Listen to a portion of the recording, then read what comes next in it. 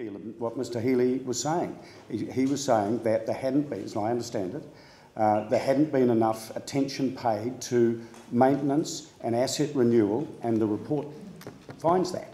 And so the accelerated pole replacement program and the other measures that are being put in place, we would expect them to lift that standard. Yeah. So there's the chairman of DCHL standing there telling us that there's no safety issue, but in the 2010 report from Linetech that Grady Cameron commissioned, they warned that failure to do 3,000 poles a year in 2010 would result in a serious risk to public harm and worker safety. So how does the chairman of the board stand there now and say that actually this isn't a safety issue? It's suboptimal.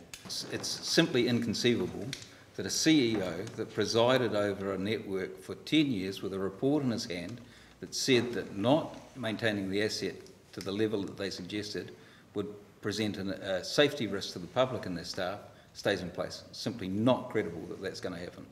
So I think that this expressed confidence in the CEO is a transitory thing and will disappear with time. Do you think, are you happy that there's been changes in the board? No, not at all. So Steve Thompson being the chairman doesn't inspire me with confidence whatsoever. So I'm very aware that Steve Thompson was the Dunedin office manager for Deloitte who wrote this report. So yeah, no, that doesn't give me any grounds for hope. What about the changes with suggesting separating the two companies? Do you think that could be a good thing? Mate, that's just an inevitable consequence. That was forced on them. So it's a bit of a technical question, but essentially they need to be able to convince the Commerce Commission they have an arm's length relationship with Aurora. That's simply not possible anymore. That's blowing out the water.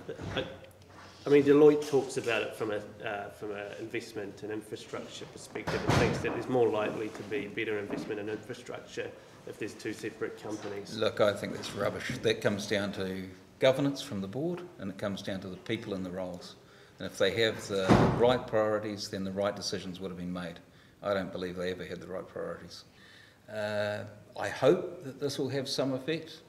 Time will tell, but I'll be there watching.